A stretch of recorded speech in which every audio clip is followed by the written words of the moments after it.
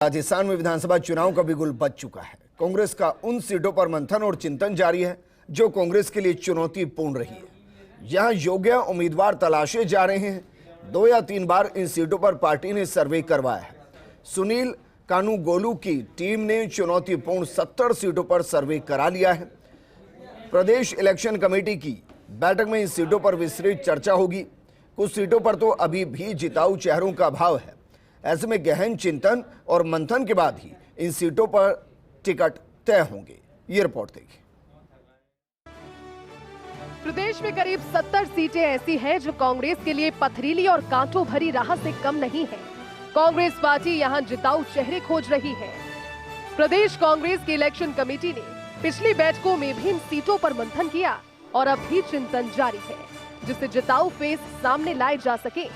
सबसे पहले आपको उन 42 सीटों के नाम बताते हैं जहां कांग्रेस पिछले 3 चुनावों से हार रही है। श्री गंगानगर, भादरा, बीकानेर पूर्व, रतनगढ़, उदयपुर वाटी, खंडेला, शाहपुरा, फुलेरा, विद्याधर नगर, मालवीय नगर, सांगानेर, बहरोज, थानागाजी, अलवर शहर, रामगढ़ नगर, नदबई, धौलपुर, महुआ, गंगापुर सिटी, मालपुरा, अजमेर उत्तर, ब्यावर, नागौर, खिवसर, जैतारण, पाली, मारवाड़ जंक्शन, बाली, सूरसागर, सिवाना, भीनमार, सिरोही, उदयपुर, राजसमंद, आसिंद, भीलवाड़ा, बूंदी, लाटपुरा, कोटा दक्षिण, झालरा पाटन, खानपुर, अनूपगढ़, अजमेर दक्षिण, मेड़ता, सोजत, भोपालगढ़, रेवदर, रामगंज मंडी, बस्ती, घाटोल और कुंभलगढ़ सीट शामिल है।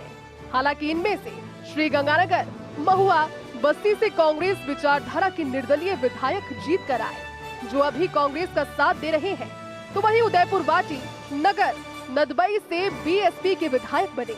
अब इनमें से नगर नदबई के विधायक कांग्रेस का टिकट मांग रहे हैं। भादरा से सीपीएम ने जीत दर्ज की और कांग्रेस के साथ है। ये सीट सीपीएम के साथ गठबंधन में भी जा सकती है। अभी गठबंधन में कामरेड अमराराम का मसला बाधा बना हुआ है। अमराराम दातारामगढ़ से चुनाव लड़ना चाहते हैं। इस सीट पर वो अभी कांग्रेस से विधायक हैं। यहाँ पार्टी की स्थिति भी खराब नहीं है। ऐसे में सवाल यही है कि आखिर कैसे गठबंधन को निभाया जाए। इसी के साथ कई सीटें ऐसी भी हैं जहां से कांग्रेस लगातार पिछले 2 चुनाव हारी है। सूरतगढ़, संगरिया, लूणकरणसर, श्री डूंगरगढ़, चूरू, सूरजगढ़, चौमू, तिजारा, किशनगढ़ बास, मुंडावर, किशनगढ़, पुष्कर, नसीराबाद, मकराना, सुमेरपुर, फलौदी, आहोर, रानीवाड़ा, मावली, चित्तौड़गढ़ छबड़ा, बड़ी सादड़ी, कुंभलगढ़, मांडलगढ़, मनोहर थाना, पिंजवाड़ा, गोगुंदा, झाड़ोल, उदयपुर ग्रामीण, 84, सागवाड़ा, गढ़ी, आसपुर, रायसिंह नगर, पीलीबंगा, टूडू, जालौर, कपासन, शाहपुरा, केशव रायपाटन और डग। हमने आपको जिन सीटों के नाम बताए, उनमें से कई सीटें ऐसी भी हैं जहां कांग्रेस पिछले 5 से ज्यादा चुनाव से हार रही है। ये सीटें बीजेपी के गढ़ बनी हुई है। इसमें अधिकांश शहरी और कस्बाई सीटें हैं। कुछ सीटों को आरएलपी और बीटीपी ने कांग्रेस से हथिया लिया। दूदू में कांग्रेस विचारधारा के निर्दलीय विधायक है। तिजारा किशनगढ़ बास से बीएसपी से जीते विधायक अब कांग्रेस में है। परिसिमन के बाद भी कांग्रेस चुनाव नहीं जीत पाई, चाहे वो मालपुरा हो या शाहपुरा। मुख्यमंत्री अशोक गहलोत ने ऐसी कुछ सीटों को जिले बनाकर सियासी संदेश देने की कोशिश की है। इलेक्शन कमेटी सर्वे के आधार पर इन सीटों पर उम्मीदवार तय करेगी। इन सीटों पर किसी बड़े नेता का प्रभाव काम नहीं आएगा। कांग्रेस आलाकमान फीडबैक और सर्वे के आधार पर टिकट का निर्णय करेगा। संभव है कि पहली सूची में बीजेपी की तर्ज पर कांग्रेस भी अपनी कमजोर सीटों पर नामों की घोषणा कर दे, जिससे कि टिकट वितरण के बाद पनपने वाले डैमेज कंट्रोल में मदद मिल सके। राजस्थान में कांग्रेस की चुनावी तैयारियां काफ़ी तेज़ हैं।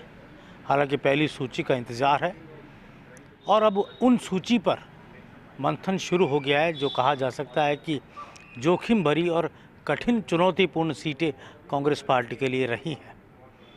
विस्तृत विचार विमर्श के बाद संभावना यही जताई जा रही है कि पहली सूची में ऐसे विधानसभा क्षेत्रों के नाम और प्रत्याशी सामने आ सकते हैं, जहां कांग्रेस पार्टी पिछले 2 या लगभग 3 या 4 चुनावों से लगातार हार रही है। कैमरा जर्नलिस्ट नरेंद्र के साथ योगेश शर्मा, फर्स्ट इंडिया, जयपुर।